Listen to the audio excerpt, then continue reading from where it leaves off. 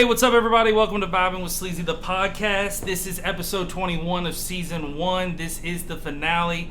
I want to thank everybody that has been listening to the show over the past few months. I appreciate everybody that's gotten us over 1,200 downloads. Everybody all over the world. South America is the only continent we're still trying to get, so hopefully I'll get that. But I want to appreciate all the love, everybody that's been reaching out, people that have wanted to be on the show, people that have just been a fan of the show, showing love, so I really appreciate y'all. Overall, this is episode 21, so that means this will be the last episode of season 1, so I will take a month hiatus break. I'm going to do a little vacationing, some chilling, and then I'll be back into it towards the end of August. Today, I have a very special guest, Bobby Clark, but not only just him, now I have another special guest, Jamal Debow. Debow. Yes, I just met Jamal, so I just so I apologize for messing up, but yeah, I got two special guests. Bobby hit me up today. Jamal and I know each other back in the day. We just didn't know each other, so I really appreciate Jamal being on the show last minute. I appreciate Bobby coming through too. I know Bobby has a really busy schedule. He's been out there hustling, getting haircuts, taking care of kids. So I really appreciate both of y'all being on the show. Most definitely. Appreciate you having me, Sleezy. Absolutely. Yeah, man. for I've been sure. Looking forward to it, my brother. Yeah, so overall, we're going to be talking about a lot of different things. We'll be talking about prison and jail, pretty much because a lot of people that are listening maybe have never been there, maybe they had been there. So overall, we'll give them a whole scenario, description of that, also from two different people, also from two different states. Bobby was locked up in Indiana. Yeah. So overall, we'll be getting into that. We'll also be talking about, what's up? No. So overall, we'll be talking about that. We'll also be talking about Bobby's recovery, and we'll be talking about barber school. They're both enrolled in barber school, cutting hair. So we'll be talking about that, letting them plug that as well. So overall, we're ready to go. So I'm ready to dive in. Bobby, I'm going to hit you with the first question. So Bobby, when were you locked up? We'll dive into that talk first. All right, man. So back in 2012, let's rewind it. Mm-hmm. So, man, I started using drugs and knowing, and I grew up around drug use, and my mother and my father, mm-hmm. That's what I grew up. That's all I've known my whole life, man. So, yeah. Growing up, I thought I was J-Town's most notorious jack boy, lick man, dope dealer, Diz King, finesser. And you know what I knew you as? Just the funny ass dude in J-Town that I would run into in the hallways, bro. That's how you and I had absolutely. I see you walking out of welding, bro. I was delivering mail my senior year. Literally, there was none for me to do for 3 periods. I just delivered mail. And I'd always see you in the hall talking. That's how I got to know you. And I was that's just me. We related? I'm Eric Clark, you're Bobby Clark. But it turned out we weren't related. I don't know. We might be. My grandfather, he built it's called the Dewdrop Inn down in what is that? Slaughter? What is that? Smoketown. Butchertown? Not Smoketown. Butchertown? It's called the Dewdrop Inn. My grandfather, he built that. Shout out to the Dewdrop Inn. I don't know. Inn. Shout out to the Dewdrop Inn, man. But anyways, man, so I moved to Indiana in 2009. My mother's side of the family's from over there, mm-hmm. and I was because I'm from Louisville, but I thought I was the dope man. You know what I mean? So I went to Indiana, and and the people I messed with, they were like, man, you better fucking watch out in Indiana. You know what I mean? Like, they don't play, and mm-hmm. but money talks, so I was going over there and, just thought I was untouchable, but I had gotten with a woman, and her baby dad ended up setting me up, man, wore a wire on me 3 different times. Oh, and, wow. Wow. Yeah, so they came in. I'm glad you bring that up. I have a wire story too. My friend snitched on my other friend, so I got a story about that afterwards. So it's just like, so when they came and arrested me, man, it was like, they thought I was like Don Juan, like fucking, what is that? Bobby Don Juan. Bobby Don Juan, man. Like, they thought I was, what's that, American, Gangster? American Gangster over there. Like, I was getting like a little quarter ounce of dope, and you'd have thought Was this your first time though being like arrested or like them trouble. coming Like, up? I've never been in trouble. Never. So you were keeping the shit low key. Yeah, like I was like never ever in my life have been in trouble. Like, I never had a parking ticket. You know, like I grew up around some people that like knew what they was doing, man, and taught me a lot in the streets. You know what I mean? Like. And, you know, I've been on my own since I was, 17, 18 years old. Yeah. And, like, sleeping on couch to couch, and that ain't a life for nobody. No, I feel you. But, yeah, when I got locked up, man, this is how bad Indiana is, man. He set me down, the head detective of Harrison County, Indiana. He set me down and said, look, man, if he told me if I told on 3 people that he would leave my dope with me, he would leave the kid with me, and he said he would act like I was never there. If I could get my guy, so dirty. Yeah, if I could get my guy to cross that bridge and he could arrest him, he said he would have made the whole thing disappear. That's sketchy as fuck. We went through this whole spiel. He was like, man, I got 370 paid informants in Harrison County alone. Went through this big old spiel, and then he was like, you trying to get down? And I was like, yeah, man, I'm trying to get down. Yeah, so I'm trying to get down to jail and start this bit. You know what I mean? And I've never seen a man turn that red in my entire life. Like, yeah. So anyways, when I got to jail, like, I had, man, I like I said, I've never been in trouble. You know, I was scared, crying. Like, I remember what was your feeling walking in? Were you super nervous? Dude, I was scared. You know what I mean? Like, because when I walked upstairs, he was like, "Whose is this?" And I'm a man. Like, I'm a man before I'm anything. I'm a man before. I'm never told. I used to get ass whoopings for tattletelling when I was a kid. You know what I mean? So that's the way it should be. Yeah. So like, I walked in and I was scared. Of course, I was scared. Like, I just got caught in Indiana with 26 bags of heroin, 2.5 grams. And he was just like, man, you're going away for a long time. And fuck yeah, I was scared. You know what I'm saying? Like, and plus at the time, because he's in your head too, like talking shit the whole time. Like, and thank God, like the head cop, the other head cop that was there, he played, or he rode skateboards with my older brother growing up. Wow. So like, he took me outside. He was like, don't try to fucking run. And I was like, man, I ain't running. If I'd have ran, I'd have ran a while ago. You know what I'm saying? So I'm not gonna run. I'm caught. You know what I mean? You got me. I'm not. I can't get a new identity. I'm not that guy. You know, I'm sleeping on motherfuckers' couches. You know what I'm saying? Like, So anyways, I got to jail. You know, I went in and I was fully strung out, man, and I was detoxing up in the front for 7 days. And through them 7 days, he had come and still tried to get me to tell. And that last time, the last time he came, I said, look, don't come at me no more. Yeah, I'm over this. Like, don't come at me no more. I was like, first of all, I'm not a rat. And second of all, if I did rat, I'd be in that fucking river. You know what I'm saying? Like, I'm not a tattletale. Yeah. You know what I'm saying? Like, that's not, I knew what I was getting myself into. Yeah, exactly. So anyways, man, I got in there and, I wrote it out and my. How many years did you serve?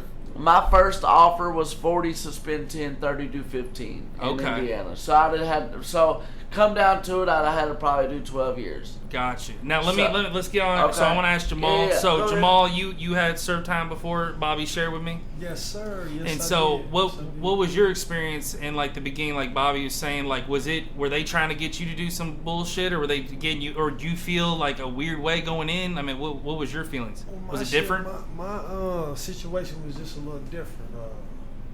When I got hit, this was back in 2008. I want to say it was 08.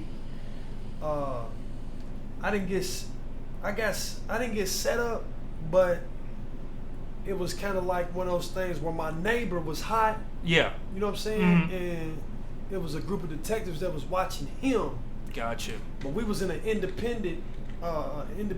privately owned apartment complex. They only had like 4 apartments in it. Mm-hmm. You know what I'm saying? Mm-hmm. Yeah. So he was under investigation, and he was out of town, and like I told you, you know, we both had some shit going on, stuff going on. Yeah. Excuse my language. No, you're good. You can cuss. You can do whatever. Okay, you're good. I'm gonna try to keep it. You know, I'm gonna try to keep it professional, but you know. No, you're good. You're good.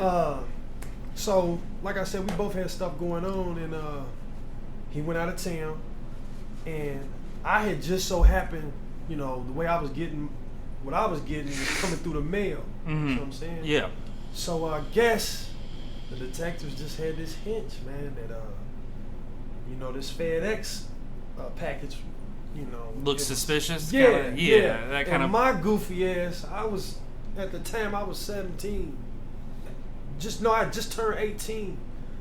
So my idea was I'm gonna party all night long. Yeah. We finna, you know, get licked, take straight to the top all night. I've been to J-Town parties. You know? Yeah. They're always lit, Yeah. no matter who was throwing it. No matter who was throwing it. Yeah, whole lot of X pills, whole lot of smoke. You know how it was. Yeah. I was gonna party till I got my package, man, and you know I crashed about 7:30 in the morning. I crashed. Yeah. Knocked out. Missed the FedEx man, right? Oh shit. Okay, so the box went back to FedEx. To FedEx. Oh god. So the detectives followed the FedEx man. You know, it was a whole little. You know, that's when I was on the radar. Became on the radar. Mm-hmm. So they was, you know, they set something up to where they was gonna resend the box the next day. You know, I woke up in a frenzy about noon, like, damn, the package ain't here. You know, what's going on? And then the peoples that I was getting the package, you know, I was young. Yeah, I get it. Yeah. You know what I'm saying? I didn't look at it like I was a guinea pig. My baby got guinea pigs. Shout out to guinea pigs. Shout out to guinea pig moms all across the world. You dig what I'm saying? And dads. Yeah, I am a guinea pig stepdad. You dig? Yeah, I feel that. Hey, that's awesome. That's dope. But yes, that's a whole nother podcast. Hey, season 2, bro. Season 2. I'll have you back. Talk about guinea pigs. So. Facts. So, hold on. Let me see where I was at. So you're talking about the FedEx package, yeah. FedEx package, boom, boom, ba, ba, ba. Okay. Oh, you had talked to the people that send it to you. Yeah. Okay, they got this plan to send it to me the next day. My peoples that I got the box for was like, nah, man, it's delivered. Quit playing with me. Where's that box at? Oh, so fuck. I got big fish at my neck, nibbling at my neck. So I'm like, look, man, come to the house. You can see for yourself. Like, I don't have nothing. Yeah. The packages got sent back. So, you know. It said it was delivered. Then out of nowhere it got reset, and the package was on its way, or was supposed to come the next day, like I said. Yeah. But that didn't pop up to about 9 at night. That's weird. Yeah. I didn't have the what they was using to track it. I didn't have information to. Oh, track so you had no tracking them. Yeah. I didn't know nothing about this part of it. Yeah. They did though. So he called me about 10 and was like, "Look, man, it's gonna be there tomorrow. Ain't no more. I fell asleep. My bad. That's out the water. Like, we need this to go through." Yeah. Like, you know what? I got you, bro. I promise you. You know, it's like blah blah blah blah blah. Yeah. So I goes to sleep at about 12. Wakes up at 7. Like, yeah, let's get it. I'm ready for this box. Yeah. Okay, so about 10 o'clock, I get a knock. It's the FedEx guy. FedEx people. You know, man. And this is how dirty they did me. I signs for the box. Yeah. Boom. He takes my, you know, gives me the box. He goes his way. I go mine. Yeah. I opens up the box just like normal, you know. And I sees the package. I'm like, okay. We were getting it. I was getting it in gutted out entertainment systems. Yeah. So like, say you have an entertainment system with 2 big subwoofers. The subwoofer would be empty. Oh, gotcha. And inside the subwoofer, Eureka. Yeah, it'd be there. Yeah. Yeah, voila. So that was the play. I noticed in the box though, there was like a small, I want to say looked like a cassette, like a cassette tape. Okay. And it was just standing out to me like, what the fuck is it? Or what is this? Yeah. So my girlfriend at the time, I tell her to come in and look at it. She looks at it. She's like, I don't know about that. I don't know. And I'm like, damn, I don't feel right about this one. Yeah. Like, what the sketchy. Fuck is that? Very sketchy. Yeah. Mm-hmm. Why is that in there? Mm-hmm. She's like, well, take it out, see what it is. So I'm talking about, man, I grabs this little this little device, and there's nothing. You can't open it. There's no buttons on it. It's just like this. It looked like this. Except it was more rectangular. Yeah. Okay. I puts it back in there like, man, I'm thinking in my head. By the time man, boom, boom, boom. They hit my door with the, the boot thing. The boot. Yeah. Oh, fuck. They getting in there. Yeah. So she tries to run, go out the window. Made it messier than it was, yeah. My whole apartment complex was surrounded by detectives. Mm-hmm. It was like 6 squad cars. Holy shit. Harley Davidson truck, 2 Explorers, 2 Crown Vics, and I want to say it was a Monte Carlo, not a Monte, but a Malibu detective. Wow. Yeah. So the first person I see, long story short, they get in there, and it's like 6 of them, and the FedEx man was the police. He had the whole outfit on. He was the head detective. That was who was doing all my interviewing in this funky ass FedEx uniform. Like, that's how they played me. You see what I'm saying? Yeah, that's. But the way I had it set up, I thought I was slick. The apartment wasn't in my name. I didn't have number 2 pairs of my own shoes over. Yeah. I had it set up to. I had a good story. It was very low key. It was very low key. Yeah, yeah. And I had an alibi. Yeah. I don't know. This is my. I'm looking over this apartment, and my peoples is out of town. He said he was getting a box, but it was some clothes from California that was coming in. I didn't want to send it back, so yeah, I signed for it. I don't know what's in that box, man. And that was my story, and I was sticking to it. And so, did they at that point? Did they just bring you straight in? Was it like, or was it like? I didn't know. It was about a 2-hour process. They took me in my room. They didn't know it was my room though. Yeah. But they took me in there, interrogated me, tried to interrogate me. I said, basically they was like, where are you getting this from? I'm like, where am I getting what from? Yeah. I don't know what's in this box. Exactly. It was like, so you just signed for stuff you don't know? And I said, I told you the story. I don't have there's no other way around this, bro, except for, I'm going to let you talk to my lawyer. How about that? They got you a smart ass, blah, blah, blah, blah. Oh, yeah, trying to play hardball. Yeah, got me out the room. They took my girlfriend at the time in there, and she was in there for 1 hour and 25 minutes, bro.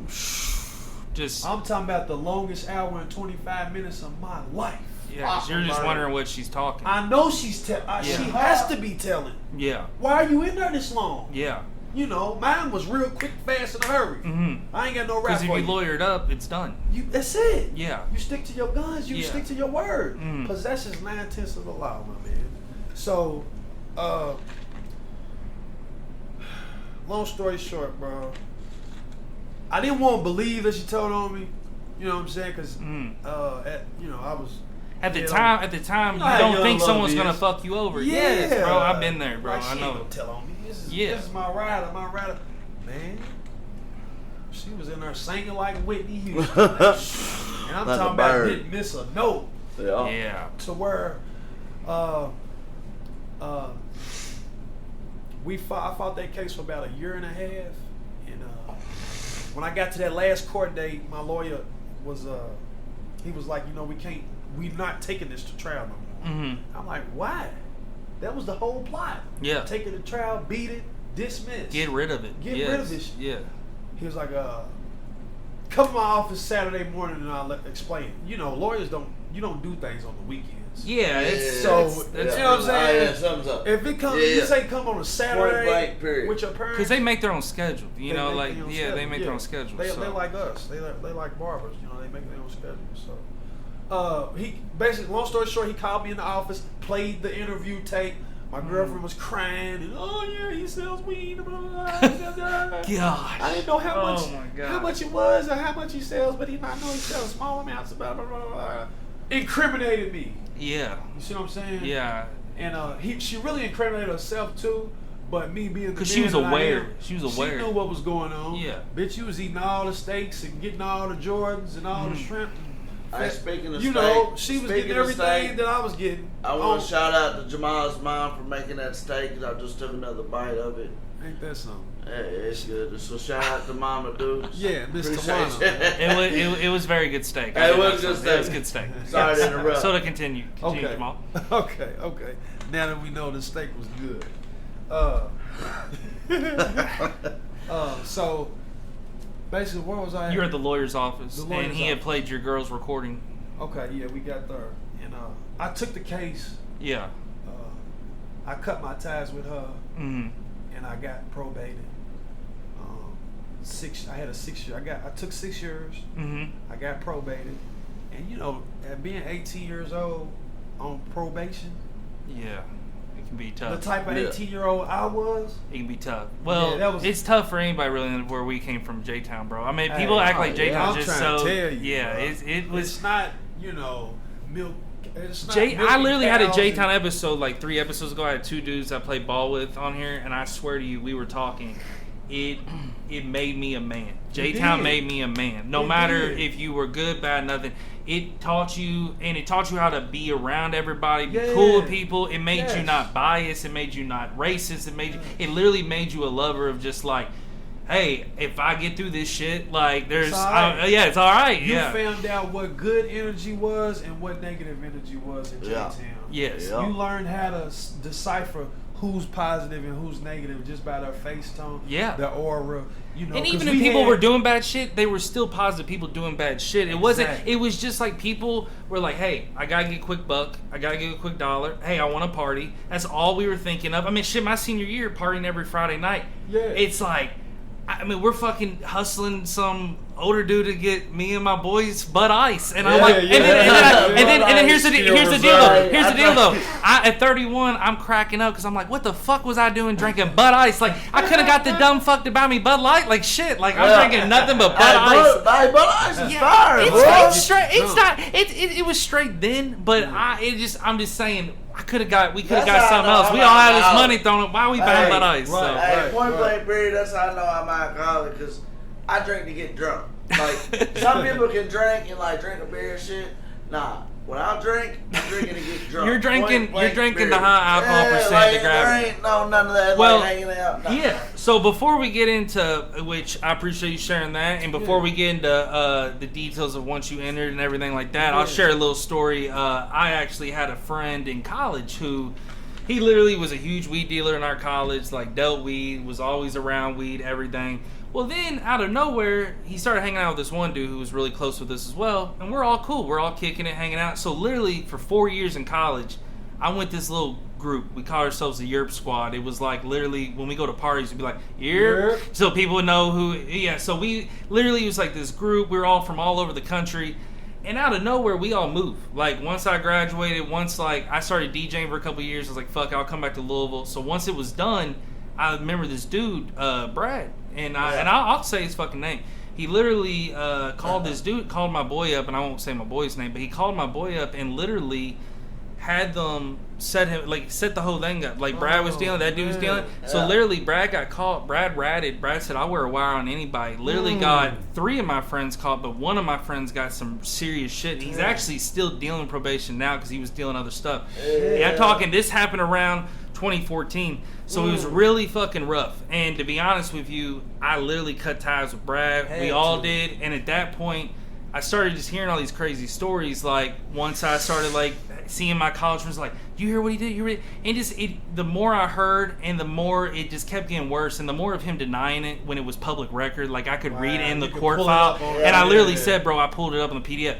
I ain't never been tried, I ain't been ever locked up, but at the same time, I have a respect thing. I've hung out with people that have been locked up. I've hung out with people that have been in situations. It's just like, don't fucking do that to your friend. And also, too, somebody that, like, we were like fucking family. And so Yeah, at that point, thing, I cut like, ties with him. I cut ties, and I, to be honest with you, we ain't talk, we ain't friends. So he tried to send me like a LinkedIn request, like, cause I had him off the social media. I'm like, bro, I'm not. I don't want to connect like, with you because he's trying to ruin this dude's life. If I've ever done any dirt, or here's the thing, man. Like, if you go down, you start doing dirt, you start selling anything, man. You know what the fuck you're getting yourself into. Yeah, Point blank, period, man. Like I knew I was going to Indiana and selling dope. I knew in Indiana that they got a fucking success rate of whacking your fucking ass and sending you to prison. Well, they do. They literally pulled over a guy last year. I heard they got 10 years for a fucking half blunt. Absolutely. Just driving. And here's the thing. He's 10 minutes from the fucking border. Yeah. 10 minutes? Yeah, bro. Like, I'm telling you. Thank God he didn't get time. I mean, fuck. So, but anyways. I knew not to shoot across that water when I watched Tilford go to him like that. Yeah. Mr. Basketball. Dude, I knew. Yeah. Free Tilford, man. Yeah, free Tilford, dude. Yeah, Dominique was a good dude. He came to a couple of our practices my sophomore year. Was always a cool cat. I heard what happened. You know, it's horrible, but I definitely, hopefully he's doing well. I actually talked about him on a few episodes ago. We were talking about Dominique. It's crazy. So it's kind of small world with Jamal. Like, I feel like we know a lot of people. And Bobby told me, once Jamal gets here, y'all know a lot of the same people. So we do. We and shout out to Red too. We talked about Red before. I know it's a little off subject before we get back into the prison jail talk, but shout out to Red. Rest in peace. Talked about him a few episodes ago. Just talking about definitely a Louisville legend that was lost. A lot of people didn't realize, like, from basketball and also just very educated. So, Bobby, once you officially, so after all the stuff, you're convicted, everything, you go in. What was it like the first day when you went in when you're in general population? Oh, general population. Like, my mother's side of the family's from Indiana. My father's side of the family's from Kentucky. Okay. So, like, I can go from here to Corton, Indiana, and I promise you, like, I'm going to know anybody anywhere. Gotcha. So they put me in this jail, like, where as a young child and growing up, I know everybody. Oh. So as soon as I go into general population, it's like, do you need whites? Do you need food? Let's make some slams. Like, like, I'm taken care of. Point blank, period. Like, and like, I'm not trying to say this for people to feel sorry for me or anything like that. Like, but when I got locked up, like, Jeremy Shacklett, Bam Bam, Logan Murray, Carissa Murray. There's like probably 6 people that I grew up with over here. That were the only people that they were the only people coming and seeing me, and my older brother and my sister. But they were they're holding you down. Yeah, they were holding me down. Like Jeremy Shacklett, money on my books. Like, I got taken care of when I was in jail, but I didn't ask for no money, but just phone time.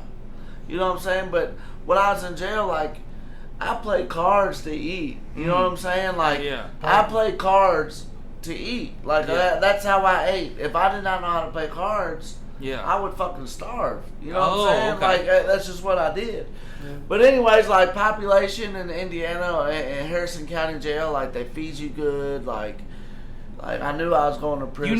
You never felt like going in. Nobody was just ready to fuck with you just because you're new. Like, I knew we had talked about shit. I mean, and plus I'm not a little guy. You know what I'm saying? You're like, not. You know, like, I'm not saying I'm a hip Billy Badass or anything. No. I totally get what you're saying. I'm smacking a motherfucker or two. You know what I'm saying? You like, also aren't. You also real, like, you don't look like a little bitch walking. You know. So, but I was cool with at least 10 people in the dorm. You know, so when I walked in, I knew people. Yeah. And then here's a funny thing. So the chick that I got locked up with, the dude's baby mom that I was with, bro, like 2 weeks into being a population, like the way it was set up, like it was a circle. And you could watch the women's pod and who came out. Oh, okay. Bro, like That's 2 weeks. interesting. Bro, she got wild. locked up on the same charges I did. The chick did. In 2 weeks, bro, I see her walking out with all her bed and baggage. Yeah, like, wow. I'm like, bitch, you know what I mean? Like, you're telling. You know what I'm saying? So I went right over to the phone. And I called my people on the streets and I said, look, this bitch just got out. Yeah. I was like, just tell yada yada to stay off the, just watch out. Don't answer this bitch's phone calls. Yeah. And I'll be damned if I didn't call back a week later and she was trying to get a hold of him. So she got out. So you actually predicted it. I mean, you knew it all. She got out and was trying to rattle my peoples. Wow. Like she got out and was trying to produce what the fuck old boy was trying to get me to produce. Like, so it's pretty much this dude. He was going to keep hammering until he got something. Absolutely. Yeah, that's and you're not getting nothing from me. Like, I'm not the police. Like, I got a couple friends that I went to high school with. Do you think he was trying to get her to get you worse charges? Do you think that was okay? No, like I was hit. Or he just wanted to get her to rattle more people. He wanted to get that dude. He wanted to get my dude. Like, cause my dude, he wasn't like. You know what I'm saying? Like I know a lot of people. That's you know fucking what I'm saying? games, dude. Yeah, like absolutely, games, bro. like, he said he had 370 paid informants in Harrison County alone at that time. That's in 2012. Can you even? I mean, how many can you fathom with just COVID? People were broke as fuck during COVID. Yeah. People probably like oh, I'll ride on that dude. They weren't having probation. They weren't having nothing like that. Like, so can you imagine? People try and get the fuck out. Oh, bro. Like, it's so, like, basically, long story short, man, like, I knew she was going to get out there and go tell. And then the thing is, she went on the run because she couldn't produce. Nobody was fucking with her because I made that phone call. Oh, so she's cut you know what out. I'm saying? Yeah. So she got, you had to do that. Yeah, she was hit. What was it like for you, Jamal, when you went in the first time? Well, the first time, Bobby's trip was a little different, man. He was in Indiana, I was in Louisville. Yeah, Metro. which Louisville Metro is awful. Yeah. Gladiator school. Yeah, it's an awful place. So, I got locked up from the courtroom. Like I said, I caught my case 08. Mm-hmm. I didn't go down for it until 2011. You know what I'm saying? Wow. Because I stayed on probation that long. Okay. And I had messed up, pissed dirty. They put me on a different type of probation, which was a zero tolerance shock probation. Mm-hmm. And then I got caught with some 6 or 7 lower tabs. Yeah. On a humble, I was riding with somebody that ran a stop sign. Matter of fact, the stop sign right there at Gayleen and Stony Brook. Yeah. You know what I'm talking about? Oh, yeah, exactly. Yeah, by the train tracks? By the train tracks. Holy shit, that's where you got called? That's why I got called. J-Town or at Louisville? J-Town. Oh, my God. Yeah, No, talking J-Town police did it? Oh, wow. Yeah, J-Town. Matter of fact, it was Hatmaker and his crew. Oh, so, long story short, I takes the tabs. The tabs is what got my probation revoked. Uh-huh. But I got the tabs dismissed. That's what's crazy. You know what I'm saying? But long story short, I went down. First day in LMDC, it was disgusting, man. It was dirty. Yeah. It was annoying. You know what I mean? I wasn't scared, but you know, the unknown is what fear is. Yeah, fear comes from the unknown. Mm-hmm. You don't know what to expect, so then there's this emotion. Mm-hmm. And emotion's fear. Your feeling is fear. Yeah. Not that saying that you a pussy or you scared, but it's just not knowing what to expect. It's a human nature. It don't matter what the fuck you did. Exactly. You could be Mike Tyson. Mike Tyson has had fear in his heart before. Oh hell yeah, definitely. When he went to prison for rape, he knew it was serious. He knew what it was. Because they don't play with child molesters, rape. Nah, hell no. Elderlies, none of that. Yeah. You child. You dig? But that's a whole nother story. So when I got in there, I got up on J41B. I seen 2 childhood friends, about 3 people that I was in the streets with. Not everyday people, but we crossed paths. We was cool. You know, they knew what I was on. I knew what they was on. Okay, so that wasn't really the initial lockup for me. Wasn't really bad. I had my own money on my books and stuff, so. So you felt comfortable, but you also felt uncomfortable. So it's kind of like a 50-50, right? Uncomfortable because this ain't my life. Yeah, it ain't your life. I don't know none of these goofies. You feel me? Yeah. Like, and the ones that I do know, You know, and it's that's also the reason why we wasn't kicking it. Was there a day, thought? You know what I mean? Well, was there a thought? Like, and this could be to you, Bobby, as well. Was there a thought in y'all's head where it literally hit you, where it's like, this is the shit I gotta do tomorrow? Like, was it what? I mean, how? I mean, that's what put you in the rack.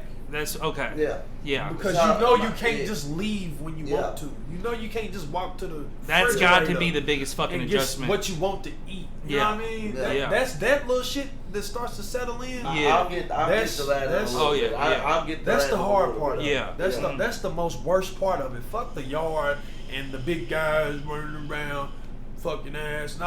Fuck them. Yeah. They pick and choose who they want to do that shit to. Yeah. And you can bring it upon yourself. Mm-hmm. Yeah. But if you walk your walk and talk your talk to who you need to talk to, and you know, move around with who you feel like you should move around with the right people.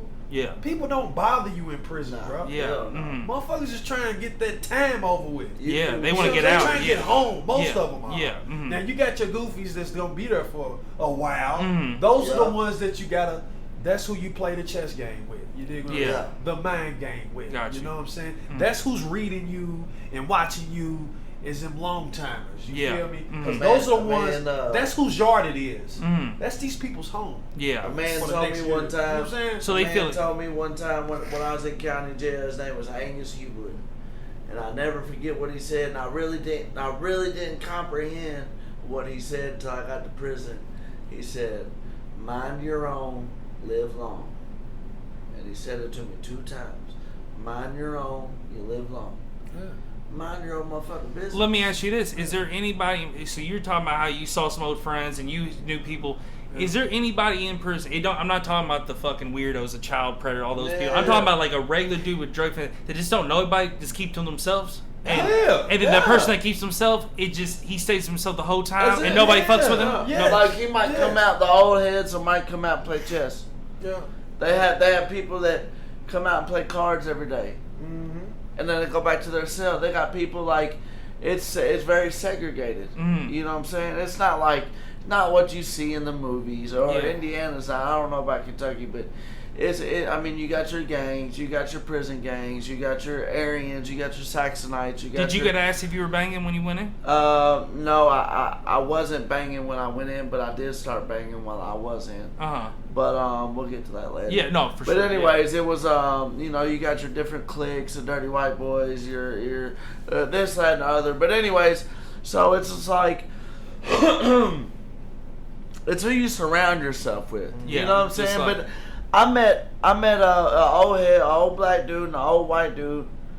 Man, they hung out every day and they played chess and they worked and they came home. They ate together every night. They went in their room, watched TV, and they got on the phone when they needed to. They stuck to their fucking self. Mm-hmm. They want to go the fuck home. Yeah. So then at me at 22. I want to go out there and fucking game bang, and I want to get high the whole time I'm in prison. Yeah, you know what I'm saying. You're looking for fun. You're looking for some fun. Yeah, that's what it is. Yeah, point blank stuck. Like I'm stuck 21. in a fucking prison. As a child, almost. Because I don't give a fuck. We're still kids, even at I feel like after 25, that's really when adulthood happens. Under 25, you still got that kid mentality of like, what the fuck's going on? Like, when I was never mind. Go ahead. So we can just keep moving. No, you're good. No, so basically that was just a question I had. So I just didn't. And that's good to know too that. There's people in there that just focused on their shit just to get the fuck out. Yeah. Now, let me ask you this. When you all went in, and both of you, another question for both of you. A lot of these questions be for both. Did any of the weirdo people, were your friends warning you stay the fuck away from that dude? That dude's a predator, or did you know, or did they have a X on their back? I didn't know how you knew. Yeah. So I'm gonna give you an example, right? Okay. So as me, I was locked down for 4 years. I did 4 years. Yeah. So, all right. So after a while, you like the fucking weirdos, the child molesters, and shit like predators. That. The weird motherfuckers, they have a look in their face. Like really? You can tell. Oh, like even now on the streets, Yeah. I can look at somebody in the face and tell if you're a fucking weird. It's just something that you get used to. Yeah. So I'm gonna give y'all a story. So one time, and this is when I started gangbanging, right? So, my roommate, he was an Aryan at the time, and he had moved down to disciplinary dorm, right? So I was waiting on my next roommate. It's like pick a lottery. Yeah. Your next roommate. You don't know who the fuck you're going to get. You don't know who you're going to get. Yeah. You know what I mean? Most definitely. So we were playing cards. I'll never forget it. So we were playing cards, right? And in Indiana, you can get people's name ran as long as you have their DLC on the computer number. thing, like, no. or is it on the? Like, I would call my people. Call your friend. I'd call Okay. my sister. Yeah. Or call whoever. But anyways, that's smart. Okay. So dude comes in, and I knew he was going to my room. Yeah. And it was an old man. He was scared to death. I could see it in his face. I knew. Probably first charge too. Probably. Yeah. I knew. Seen it in his face. Mm-hmm. So it was count time. So I walked up there and I was like, you know what? I'm gonna help you with your shit. I brought him to the room. It was count time. I shut the door. I waited till they did walk. I waited. So as soon as the CO passed the door, so I was in 2-man cells. Mm-hmm. So I was like, "You got your paperwork on you?" He said, "No." And I was like, "All right, well, in the prison that I was in, don't everybody have their paperwork? Yes, everybody has their paperwork if you want it to be seen. Yeah. Point blank. Period. Yeah. You can choose not to bring it, but there's a reason why you didn't bring it. So we're gonna get to the bottom of it. And in the door, we had 2 windows in the door. You put your ID in the window, you get a state ID. So I took it out of the window and I looked at it. I said, "Look," I looked at him. I said, "Hey man," I said, "What are you in here for?" And he tells me like he's in some kind of robbery or something like that. And I'm like, "Okay." I was like, "So here's what's gonna happen. As soon as these doors pop, I'm gonna call my family. I'm gonna get your name ran. And if it comes back fucked up, we're going to have major issues." Yeah. So he was like, "Okay." Doors pop. I took his ID, walked over to the phone. And I could see my room from the phone. So I'm staring at my room, and he comes out, and he walks out and looks at me and shakes his head and like puts it down like he had his hands on his head. Like, and I just hung up the phone and I walked in the room and I shut the door behind me. I said, "Is there something you want to tell me?" And he starts going on along the lines of, "Oh, it was an accident, yada, yada, yada." I said, "Hold on." I said, hold on. I said, "So look," I said, "You got money?" And he said, "Yeah." Extortion. And I said, "Here's what you're going to do." I said, "You're going to go get on that phone right now." I said, "I need a $250 green dot." And I said, "I need $50 a week in commissary." I said, "And if you don't have my money," I said, "I'm going to have my people come in there and you're going to get the fuck beat out you." Yeah. And I promise you, he got right on that phone and got that money. Yeah, it's all And child molesters and shit and train like, money. And yeah, like fucked up. Like support the shit. And then he fucked up where he fucked up as he was, I heard him on the phone, he said, "How much of that $10,000 you got left over?" And in my head, I heard cha-ching. Like, I'm getting all that money. Yeah. So he bought me a TV, like all this stuff, and so you can have a TV in prison. That's another. Yeah, I had a 2-man in the prison that I was at. It was 2-man cells. It was 2-man cells, and I just want everybody listening, and I'm not justifying or glorifying or anything like that. Like the man that I did that to, he was a child molester that raped his granddaughter, and he hurt her. He had 40 years on raping his 8-year-old granddaughter. Yeah, that ain't no accident. Yeah, so there's no justification for that, and he really deserves to be dead. So I just wanted y'all listening. I wanted y'all to know that I did no wrong there. But anyways, so he paid me my money each week, right?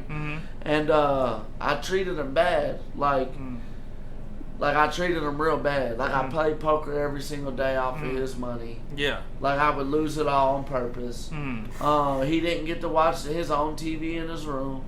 Like it's you caught me fucked up or however you want. Like, but that's just the way. That's the way you. That was your mentality at that point. I mean, that's the way. I was 23 years old. Yeah. You know what I'm saying? And you know, I had a niece that age. Well, let me ask you: Did you tell any of your homies in there what he was doing? what he was on for, or did you the only one that knew? I did. No, okay. I told him, and I said he was mine. Yeah. Because he was my child molester. Yeah. He was my property because he paid me each week. Oh, gotcha. He was protected because he paid me. What else he do for you, Bobby? But anyway, but for real though, like I don't, man. I have a niece. At that time, I had a niece that was real young, man, and I have a daughter. She's 4. So you were just you had that in your mind, man. Yeah. Like, so my thing is, man, is if I was to ever, cause somebody ever did that to my family, I would go back to prison with no hesitation. Yeah, because it's beyond fucked, and it's not like it's a regular victim. This is a fucking victim that can't control it. Like it's a fucking kid. It's fucked up. Like, and and to be honest, it's like you're completely right. I mean, recently something that got on World Star and something recently local was the kid that got kidnapped in Valley Station. You know, so to tell you all that story, people listening, people maybe not from Louisville, you know, so this dude. Literally, this sick motherfucker sees this little girl playing in the front yard. This is like 3 weeks ago in Valley Station. Yeah. He pulls up, puts her in the passenger seat of his Mustang, not seatbelted, nothing, just throws her in there. She's crying for fucking almost 3, I think he went 1.5 miles to 3 miles, and she's bawling her eyes out in the car, wanting her dad, screaming, "Give me my dad." The dude gets a bad feeling. Well, no shit, you dumb motherfucker. Everything you did is bad. He drives back. So he drives back. He pulls in the driveway to get her out, and all the cops pulled up behind him because a neighbor across the street saw her get in the car. And when she got out, she's screaming, "I want my dad, I want my dad." And she's shaking, and this detective dude just picks her up and is like, "We'll get you to your dad." And it was like beyond fucked. And it was like literally this girl's just playing in the yard, and that's how sick motherfuckers are. Bro, dude's just driving around a Mustang, like, looking for a fucking kid in front. Like, how fucking gross are you, bro? Like, it's disgusting. And then this is the thing, though. What about you, Jamal? Did you have any fucked up? I mean, you probably had fucked up people. Yeah, but see, I didn't have I was in a like he said, Indiana's jail or prison is set up different. I was in more of I wasn't in a 2-man cell. I was in like a college dorm setting. Okay. You know I picture that, yeah. So we had like 6 inmates in one room. Yeah. You know what I'm saying? But you walk out, there's a hallway. You know how Marion was set up. Now, when six people are in one room, everybody cool with each other in that room most of the time? Most of the time. Sometimes no. Yeah. But I got a story about that too. You got like people who, you know what I'm saying, like stick to themselves. Then you got people who, they might be in your room, but they don't deal with nobody in the room, but they best friends is, you know, spread out. 3 rooms over, some shit. And they still cool. Yeah. You know, when you living in a living space, only thing that's really required is hygiene. You know, wash your ass. Wash your ass. You gotta hit that water. And your shoes. And make sure your shoes don't stink. And keep your area clean. That's it. It's that easy. Yeah. That's all you have to do. Mm-hmm. Nobody will bother you. You know what I'm saying? We all have to coexist in this area. So those are the only, you know, fundamental things that could get your head right. And you had privacy when you used the restroom, shower, everything like that, or no? It's privacy in your own mind. In your own mind, okay. You know, you stay focused. You know, you look at what you're watching. So, you know what I'm saying, and keep your eyes on your own prize. Yeah. And if you can feel when somebody's looking at you, you know what I'm saying. If somebody's looking at you, you look at them and, you know, make sure they focus. Yeah. Are you focused? Make sure you focus on your focus. Yeah. You know what I'm saying? Yeah. And then you know that I never had a problem with that. I know people that take shits with their one leg on one leg. So but they probably got problems. So you take your shit with one leg outside of the your shorts, but so that's you can usually stand up. People, in case something goes down. That's usually people who's active. You know? Yeah. You know, they in a gang, or they got smoke. You know what I'm saying? Yeah. They don't know. It might be a transfer day, and they don't know who's coming in off the bus. You know, and they nervous and shit, so they keep their pants. Yeah. You know, that's how people move. And with the gang bang, do people give a fuck if you're not banging? Like if gangs are like if you just say, hey, I don't bang, like they just leave you be. They don't try to keep initiating you or keep trying to get you in. It just depends. So one real quick, I got a little story about. So when I first got, because when you go into prison, it's called A&O. Okay. Like it's what is it like? It's where you go. You talking about the rotary form? No, it's like when you come into prison, it basically to see where you're going in the whole prison. Like, got you. It's like assigning you. Classification. Yeah. So they classified me to B dorm. All right, I'll never forget. So I had a friend that he was a dirty white boy too. I had a friend, as a brother. We're walking to the dorm, and this is my first in prison. Yeah. So me and Chowder are walking to the dorm, and I look over, and there's this he's probably 260, 70 pounds. He's probably 5'6" or 6'6", 6'5", and he's wearing a medium jumpsuit. And this man said, "Hey boys," real loud, and he's wearing this little ass jumpsuit, and I'm like, what the fuck did I get myself into? Yeah. So anyways, we get to the dorm, and I walk in my room, and his name's Steve Clark, and he's probably 450 pounds, and he's on psych meds, and he's eating a bag of chips. This is my roommate. Yeah. And he was shaking, eating a bag of chips, right? So he tries to kill himself about 2 weeks later in my room. Mm-hmm. There's blood everywhere. So fast forward like 2 years, I get in because it was 2-man rooms, mm-hmm. and it was called a TV room in the dorm, and it held 6 bunks. Yeah. Right. So Steve comes in this TV room, right, and he's living in there. So if you ate together, like sometimes you felt sorry and you give the man a bowl of food or whatever. So there was a Mexican cat that stayed in the same rack as him, but he stayed above him. So he made Steve a bowl, and he made his own bowl, and he went to rec and went and worked out. Yeah. Well, Steve over harmed his food.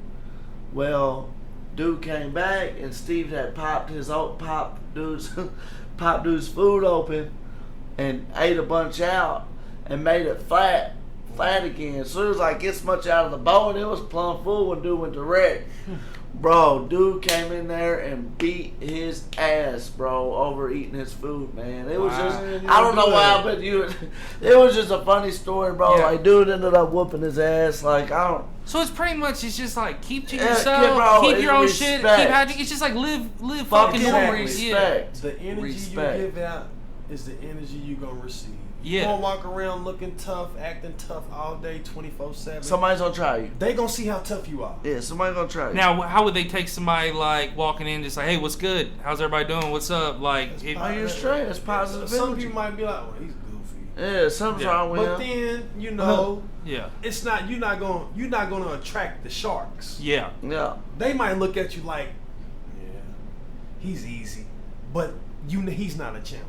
Yeah. They want a challenge. They want somebody who think they something. How would someone go in that doesn't know anybody in there get like how would somebody just approach a table? But not like I'm saying, say there's 4 dudes just playing, you just walk up, hey, can I play? Can I get in?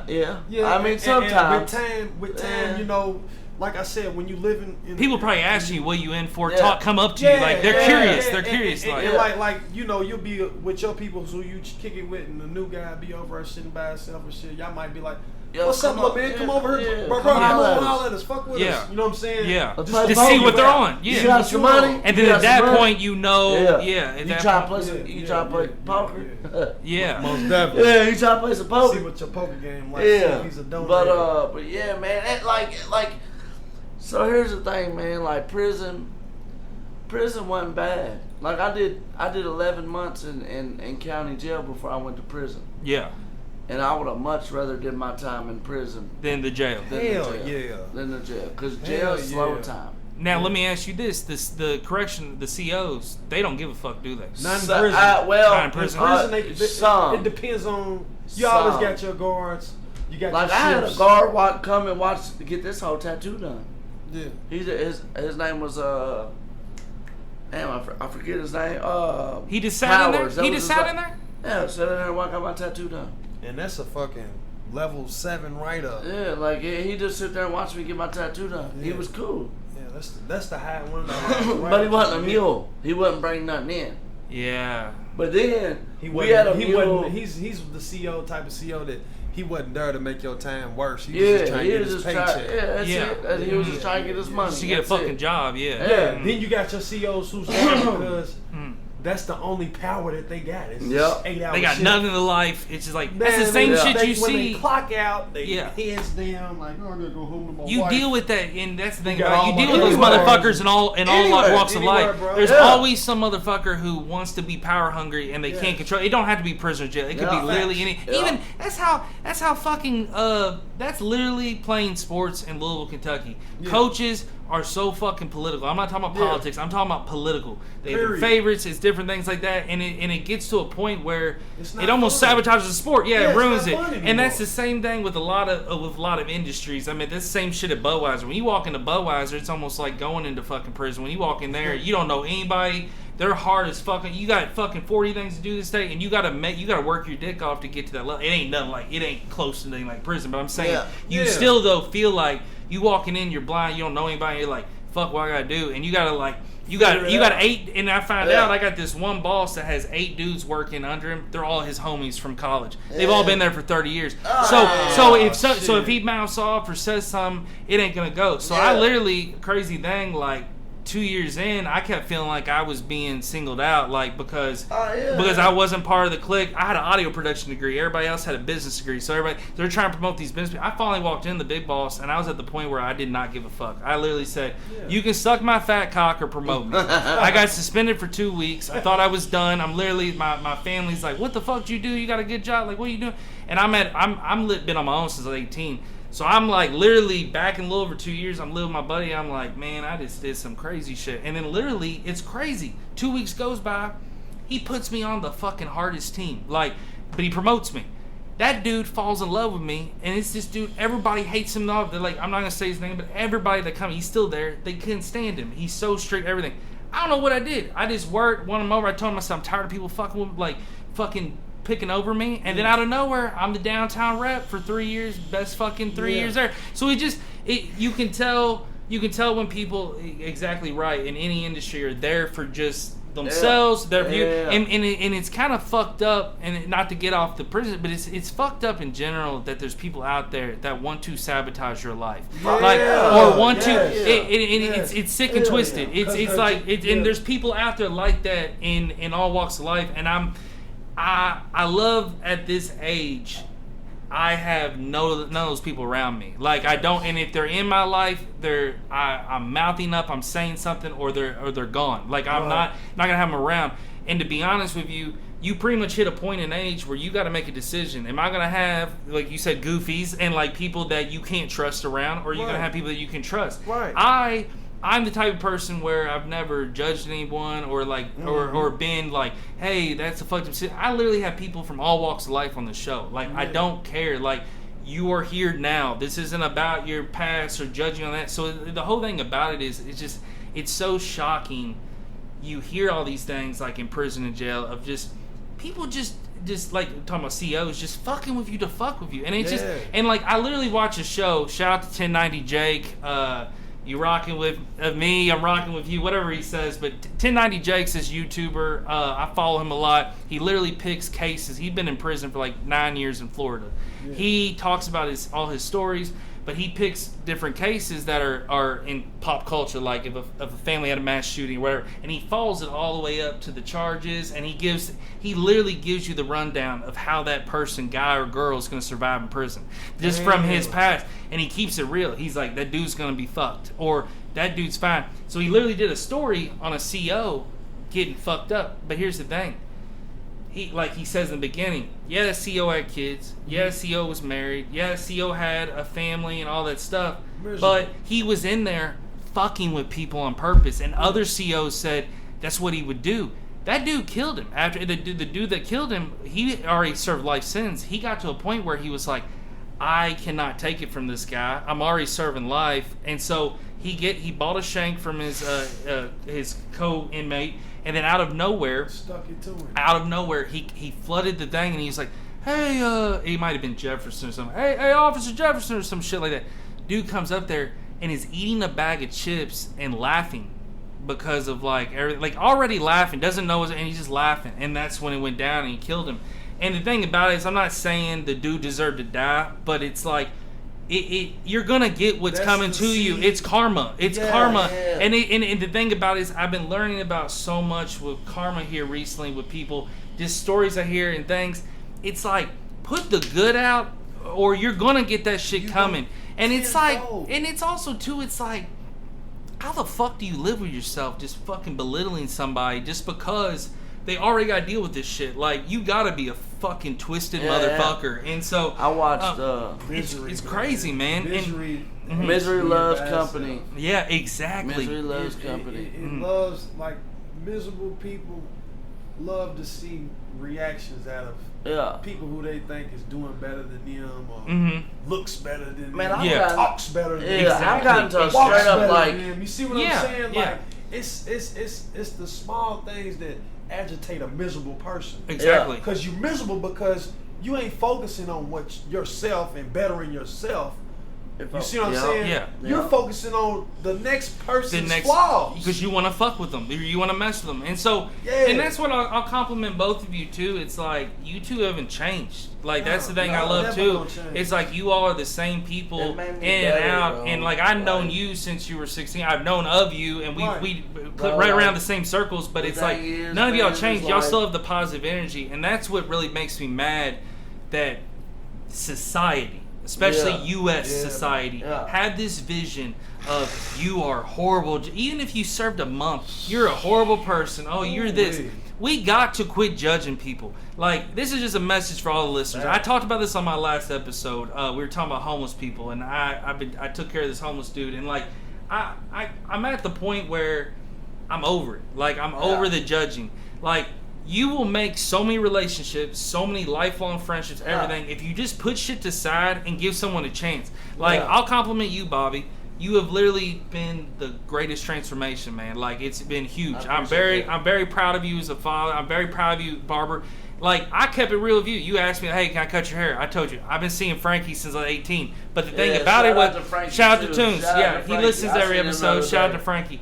But I'll say this. I mean, Frankie's just my barber. But I told Frankie while Frankie's cutting my hair, I said, I fucking love what Bobby's doing and everything. And Frankie was like, oh, you know Bobby Clark? I'm like, yeah, I know Bobby Clark. And like, I was talking you up, because the thing about it is, man, I respect what you're doing. I ran into you at the Omni when my dad won that award, and your ex won the award, and we clicked, and it was just like, bro, same energy as you used to have when I see you in the fucking hallway. So I literally told my family that day, I was like, he's a real motherfucker, like, that's a real dude. And so I really am proud of where you came from, because you, like you said, you were doing some fucked up shit, but you came about, and we all have done some fucked up shit. It don't have to be purely illegal in like law terms. We've all done some bullshit. So like I said, man, I'm really proud of you, Bobby. Keep it going. But overall, with prison too, another couple quick questions I had. So, is there ever a do they ever just bring people in just to look that aren't associated with the jail or prison? Like what do you mean? Like, just people that are like not like scared straight people, but like students, or like any or work, or an employee, or I don't know. When they about to hire new COs,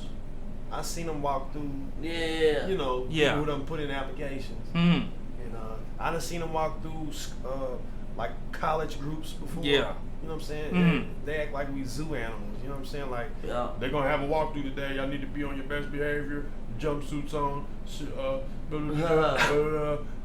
Make sure your car. And it's like this dude that's going to come is going to be like, inmate 7-2 didn't have his sleeves rolled up or some bullshit. You know, I'm just saying, like, who gives a fuck what you're wearing? You know, it's like that's the same shit outside of like when these come like Myers, Kroger, all that. Oh, we got the big bosses coming. We got to clean up the store. It's like, motherfucker, a soup can's gonna be misplaced. Get the fuck over it. Like, it's fucking human. Like, damn. Right. So, but no, I was curious about that if they brought that in. And I guess my last question before I wanna get into the barbering thing, because not only do I get my haircut by a barber, there's a lot we can talk about that as well. But the last question I really have to ask regarding it all is, when you get released, like when the time is coming, do you know or do they let you know? Like, I know you have your papers, but like, how do you keep track of time in prison? That's what I want to So here's my thing.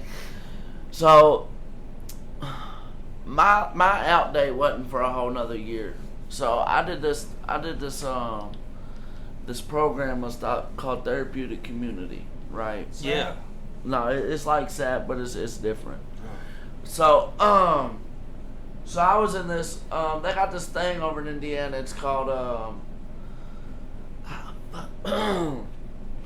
I can't forget the name. I forget the name of it. Yeah. But anyway, so basically, if you complete it, you get released, right? So I was in there for like 10 months. I kept getting in trouble in there, and I wasn't going to graduate until after my out date. Mm-hmm. So basically, I was just fucking chilling. Yeah. You know. Was it the Lighthouse or something?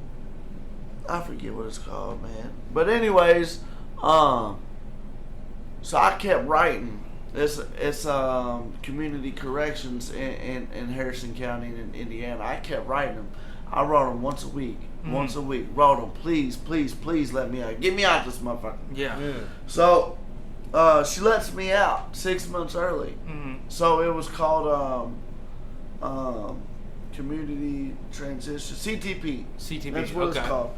So what I had to go do was complete a halfway house for 6 months. Okay. So, but when I got out of prison, like, I'll tell you right now, when I got out of prison, as soon as my fucking feet hit that ground, I was off running. Really? I didn't fucking stop. Like, I was You felt a new. I was gonna fucking make it. Yeah, you felt a new feeling. I was not. There was no, like, not making it was not gonna be an option. Like, yeah. I'm gonna fucking make it. Yeah, no, that's the way it should be, though. Yeah, like, and people don't think like that because they say 70 or 80-something% of people that get released from prison go back to prison. Facts. Like, it is statistics. So, I made a fucking vow that I'm not going back to prison. Yeah. Eric, I promise you right now, I'm not going back to prison. The rest of my life, I'm not going fucking back to prison. Which is awesome, man. Point blank, period. Yeah, I'm proud of you. Like, you can do it. So I violated my probation last March, man. I had to go do 2 months in jail. Right? And they didn't piss me. I didn't piss dirty or nothing. I admitted to using. Yeah. This when you were working for the construction? Yeah. So I admitted. So I admitted. For the people listening, Bobby did build Louisville City Stadium. So with his company, he Louisville City. I did all of the door frames. I did all the door hardware. I hung all the doors. I did all the wall blocking. I done all the roof blocking. In the skybox, I was on top of the skybox. Yeah. Norton Audubon, I did all the brick demo at Norton Audubon, 6 stories in the air. Yeah, dude. I mean, that stadium is beautiful. I've done Brownsboro, the Cancer Institute. I worked for Messer Construction for 4.5 years.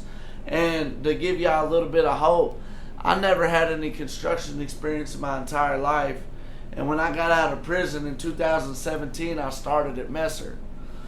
By the time I left Messer, I was a level 4 lead, and I started at $16 an hour. I ended at 21, and that just goes back for me saying, like, I wasn't taking no for an option. Like, you hit the ground running. I hit the ground running, and there ain't nothing in this world that's gonna stop me from getting what I want in this life. And I'll tell you this, that is complete fucking happiness. And I'll tell you this, Bobby, you at the stadium. I mean, the thing about that's cool with that dude is, I know, like, kids when they're this age don't give a fuck, but when your kids get older, they're gonna love seeing that you can point to that stadium and say, "Yo, I built that shit." I do it now. Yeah, I do it now. You know what I mean? I do it now. Like, every time I see a piece of machinery or something, I'm like, Daddy can run that. You know what I mean? Yeah, dude, it's just like a way to build that pride. It's like, no, I totally respect that. I be doing the same shit, man. I remember but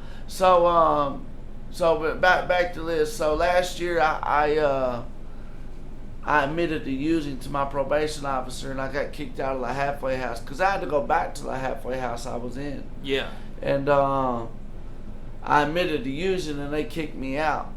Well, that night, I went over and I went to the dope man and I got high and I fucking overdosed for the first time I ever did in my entire life. And I'm glad you're here though. Yeah, absolutely. No, like I'm not saying this like for pity and shit. No, I totally feel that. I'm a fucking hope shot, man. Like if like people out there listening and like are struggling and shit in their life, dude. Like I've been through I've lost both of my parents from drug overdoses. Like you've been through the ringer, bro. Yeah, like and so like I what I can say, man, is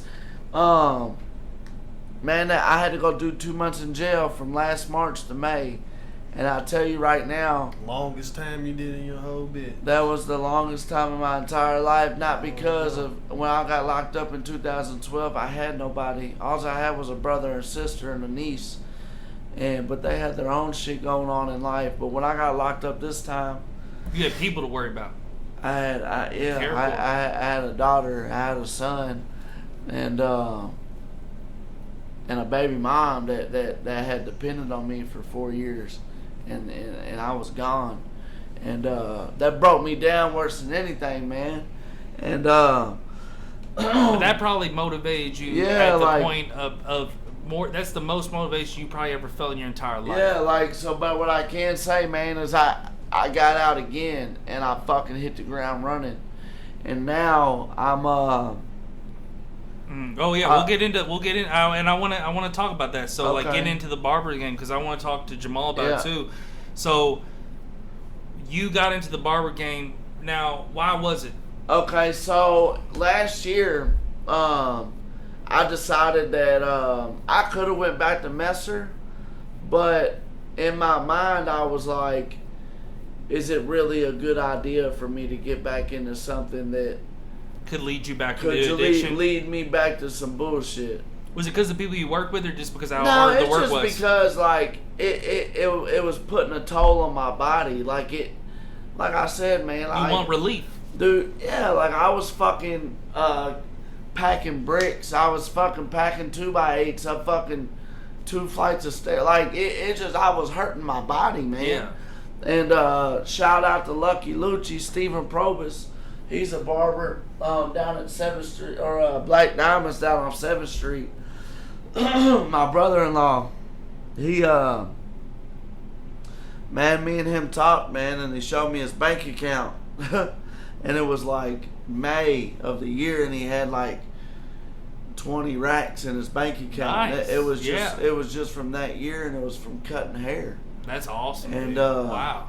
And I've always, like, you can even ask Irv G. Shout out to Irv G, too.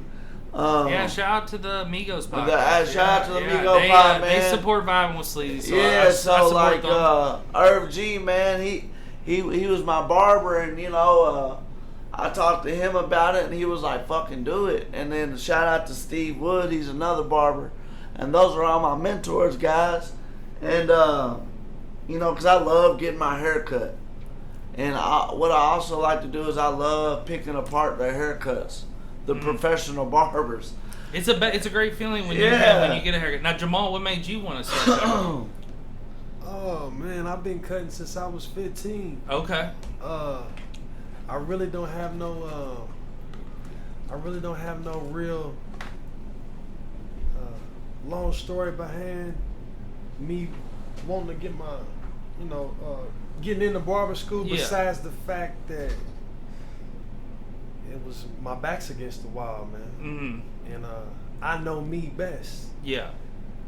I'm not that guy that clocks in and clocks out. You know what I'm saying? I feel like I'm not that guy that,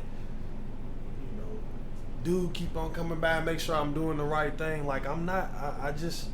You don't like being micromanaged, and you're similar to me. You're similar to me because I've been very independent this past year. Like I run an eBay store, I flip homes, do notary. I ain't had a boss in like a year, really, and it's been a great feeling. I'm actually gonna start probably having a boss once I get this new job rolling. But it's like, it's such a good feeling when you can be your own boss, and that's one thing I know Frankie really likes. I mean, and like what Bobby's talking about with his brother-in-law or whatever, but it's one of those cases where I totally get what you're saying. It's like And to be honest with you, there's nothing wrong with that. Like, and the reason I say that is because I'm the same way as you, man. Like, we all could choose not to have a boss. We all don't want a boss, but I'm totally with you on that. Where it's like you want to do your own shit. Like, you don't want someone babysitting. And now in the same breath, do I wish that I bit the bullet and went on ahead and got my ass in one of them warehouses when I graduated? Hell yeah. Yeah.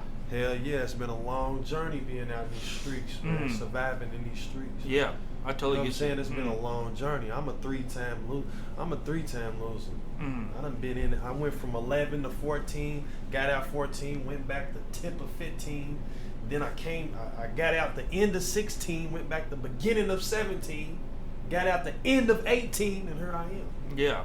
And I'm glad you're here. And I'm glad you're here, man. Yeah. And I'm really glad to meet you too. I mean, I feel like we're gonna become friends. I'm really excited about that, and I really appreciate Bobby being here too. And thing about it is with this episode, it was not only to talk about the background and the history of what y'all gone through, but also too to talk about this and to plug y'all's barber thing and also the future. So I want Bobby first say how they can connect with you, and if anybody wants to get their hair cut, man, how can they get a hold of you? And same thing with Jamal. So you can look me up on Facebook at Bobby Clark, BOBBY CLARK, or you can follow my IG at Bobby BOBBY 2_ blends BLENDZ. You can follow me on my phone number is 812-267-4256. And that's how much he's hustling. Yeah, he's putting his number on the podcast that goes on all platforms. I do home calls. I do house visits. I work. I'm at the school right now, Monday through Friday. Or I do, like I said, I do house calls, and you can get a hold of me, man. I'll take care of you. I'll make you look right, man. Your kids, women. I do women's undercuts. I do designs. I do all that. And another thing I want to say, man, is I want to give a shout out to the Oxford House in Southern Indiana, man. It's helping me get back on my feet and change my life. I live in a Daddy and Me house over there. It's in Clarksville, Indiana. It's a program where my kids can, I mean, God forbid anything ever happen to my baby mom, my kids can stay with me full time, man. And I just want to give a shout out to Alcoholics Anonymous, and a couple other shout outs I want to give to is 91 Details with Jeremy Shacklet. Yes. Now, I want to say something about that. 91 Details, I literally sold some shit to a dude on Facebook Marketplace, don't even know me. He was like, we got one mutual friend. And, people just weird on Marketplace. I said, who is it? He's like, Jeremy Shacklet. And I said, he's got a cool company. Dude's like, he's the best in the town. He went crazy. So Jeremy's really killing it. I did some notary work for Jeremy recently. He's killing it. And another one is Spencer Harden, man. It's I don't know Spencer, but shout out to Spencer. So Spencer Harden, he a pressure it's a pressure washing business, man. It's first response pressure washing. Shout out to First Response in 91. Yeah, he does pull up pressure washing. He's got his own trailer. He pulls up to the house, look up after that. But mainly about these haircuts, man. My daughter's birthday's on Saturday. Holla at me, man. I'll come cut your hair. Holler at Bobby. Where you're at, I'll cut you at the park, your backyard. I got all cordless shit. I'll take care of you. Now, Thank you. Yeah, and Jamal, what about you? Shit, man. I got something going on, man. Like, right now I don't have my IG set up. Mm-hmm. And I don't really do Facebook. I got you. You know what I'm saying? I think I tried to add you earlier, and I was like, man, that dude ain't posted in a minute. I ain't posted in damn near 2 years, man. But I just, at my point in my life, man, social media ain't been my forte, so I just kind of eased away from it so I can focus on my focus. Yeah, which is nothing wrong with that. I got the, what's that? I don't know. No, but it's my brand's gonna be y'all listen for it, Razors and Combs, man. Okay, that's where it all started. I got you. When he was telling this story about how he ate in penitentiary, that's how I ate. Yeah, the razor and the comb. Mm-hmm. You feel me? I used to cut up everybody with some money for visiting. Yeah. And that's how my tub stayed full. Yeah, dude. So and that's the way to do it. It's the story behind Razors and Combs, yeah. Man.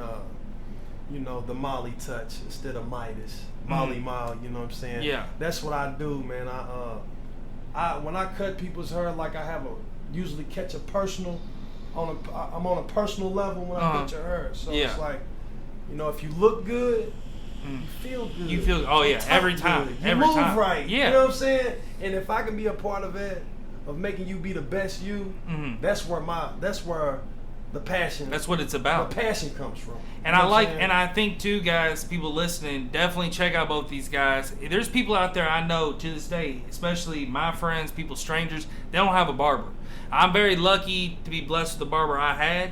And that's why I've gone to him, and that's why I'm loyal. But he's alright. But the thing about it is, I'm very loyal to him. But the thing about it, I know tons of people that get their hair cut from 87 different people, and half the time the shit's off. It's like, find somebody that makes you comfortable. And here's two guys right here sitting here on my podcast that literally could be your barber for life. Like, just want to get you fresh, and you're helping them out with their hustle as well. Hey, I'll tell you right now. Hey, what's the date today?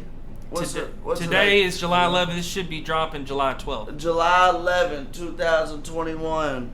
By July 11, 2022, I promise you're going to hear my name with this cutting hair shit. I promise you I'm going to make an impact. And that's the way to have it. You can mark my words. That's awesome. You will hear my name on cutting hair. I promise you. I'm proud of both of you, but and Bobby, I'm really proud of this turnaround, man. Like you just, I've seen it. It's not like I wasn't around all the time. I moved to Nashville, I moved places, but every time I came back in town, we've always been cool. But I've seen your growth, and it's awesome. And I really enjoyed your story, Jamal. Your story was very inspirational as well. So I want to shout out to both of y'all. I have the utmost respect. So thanks for being on.